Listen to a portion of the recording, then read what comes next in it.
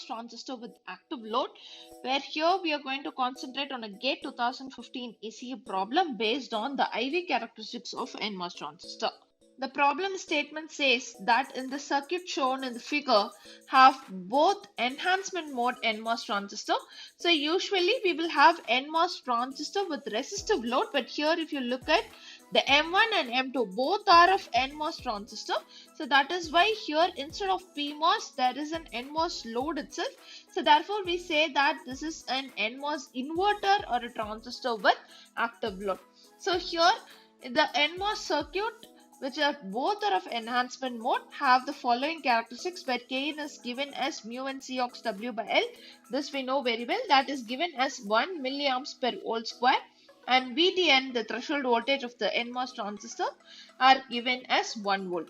So assume that the channel length modulation parameter, which means the lambda is 0 and body is shorted to source. So which means both the channel length modulation effect and the body or the bulk effect are ignored. So we need to estimate the minimum supply voltage VDD that is required to make the transistor M1 to be in the saturation mode of operation.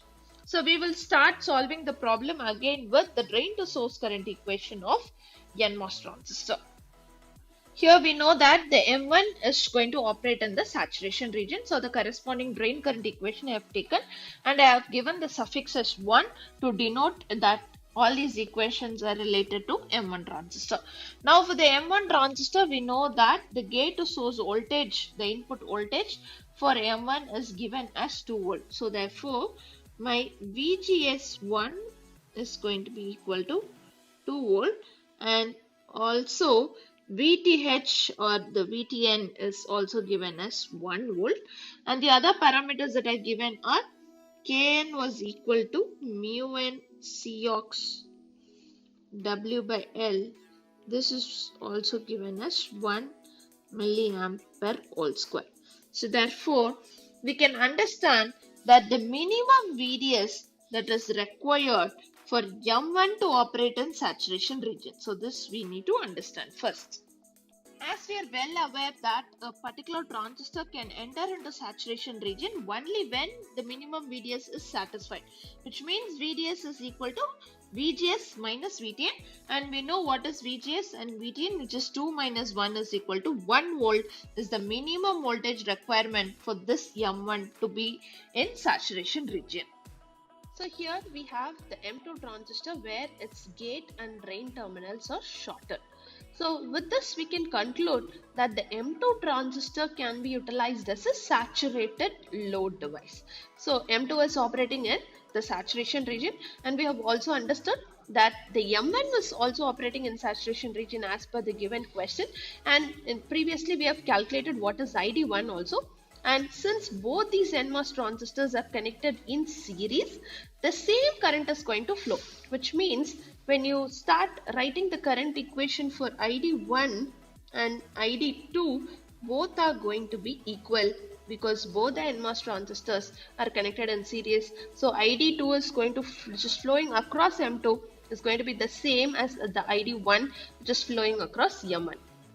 So now let us equate the current equations for both these devices.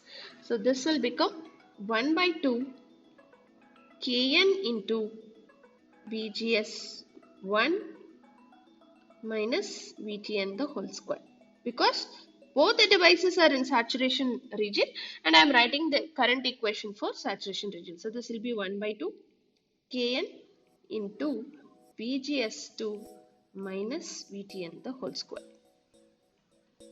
So we can cancel out the common terms here, 1 by 2, Kn can be cancelled. So now the rest of the terms, VGS1 minus VTN, which is equal to VGS2 minus VTN. Again cancelling out the common terms VTN, we have VGS1 equal to VGS2. Now we know what is VGS1. VGS1 is given as 2 volts. Now how can we write VGS2 in another way? VGS2 can be written as VG2 minus VS2. So what is this VG2? VG2 and VD2 are connected, so it is equal to VDD, and VS2 is equal to VD1 because the source of M2 is connected to drain of M1. This VD1 is actually equal to drain to source voltage of M1. Okay, so this we know what is VDS1, which is the minimum voltage that is required for this M1 to be in saturation, which we have calculated as 1 volt.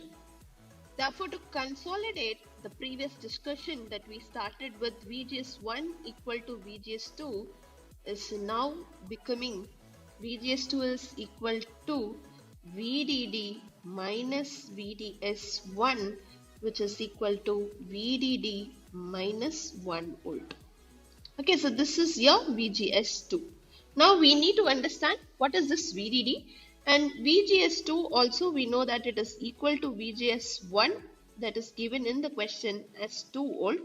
Therefore, VDD is equal to VGS2 plus 1 volt, which is equal to 2 volt plus 1 volt equal to 3 volt.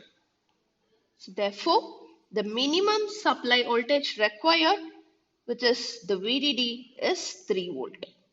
Hope you all might have got an idea on how to proceed a gate problem based on NMOS transistors IV characteristics.